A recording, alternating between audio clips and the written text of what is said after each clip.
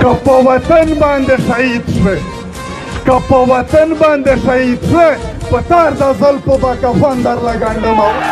کم بخپل وطن د ټول جهان د نندارو راځه پښتونه وروره چې په یو وطن آباد شو تر څو به لکه غل دلته راځې په دیوالونو خپل وطن د ټول جهان د نندارو د امن واکدارانو ته خطره شوه د سرونو لګیا دي خخاوي ځان ته شیشې په دیوالونو او کمبخته پښتانه د کتابونو نه وزار دي کمبخته پښتانه د کتابونو نه وزار دي شاکره ورته لیکې به کیسې په دیوالونو پوره ریاست مشندري په حرکت کې راغلې وه په دې ټول ملک کې د دې د ناکامولو دپاره خو ملګرو تاسو بیا هم ثابته کړه چې دلته راغلی ځانونه مو راورسول د پرون نه ډېر ملګري ویښ پاتې شوي دي په دې لارو یې مزلونه راکړي دي خو دا دنیا ته وښایي چې موږ په خپله خاوره د پردو خلکو د ډالرو جنګ نور نه مانو په پښتونخوا وطن کې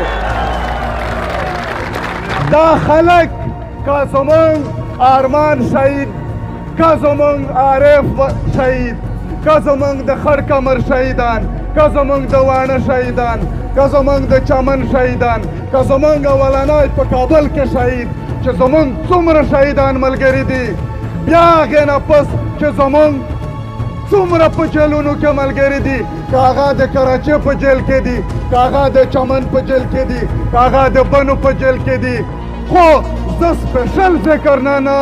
د جبار مساخل کومه چې د نن ورځې پورې د هغه ذکر نه و په دې الفاظو کې شوی خو موږ ریاست ته دا وایو چې زموږ په ملګرو باندې چې کوم په دروغو افایارونه کوي کوم په دروغو مقدمې جوړوي په هغې باندې زموږ ملګري کله هم دوی د دې خپل تاریخ نه او د دې لارې نه نشي راګرځولی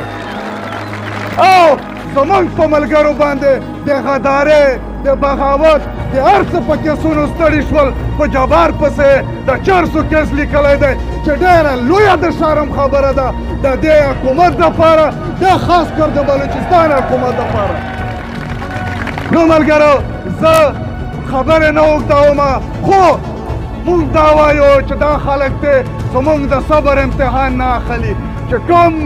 دې خلکو ته یې کوم تکلیفات ورسول په لارو کې دا چې جلسه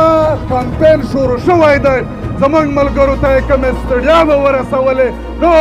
مزید دا ملګري اوس هم د ملګریو مشوره دا وه چې موږ دلته جلسه نه کوو موږ ورځو د کور کمانډر مخې ته کښېنو هلته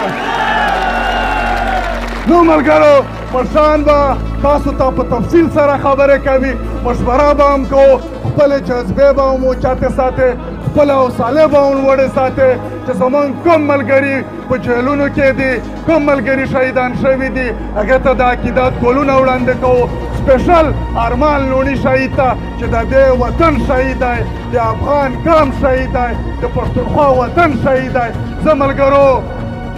ملګرو په دې اخرانې ټپه سره خپلې خبرې ختمومه چې بیا یې چې که په وطن باندې شهید شوې که په وطن باندې شهید شوې په تار د زلفو به کفن درله ګنډمه وسلام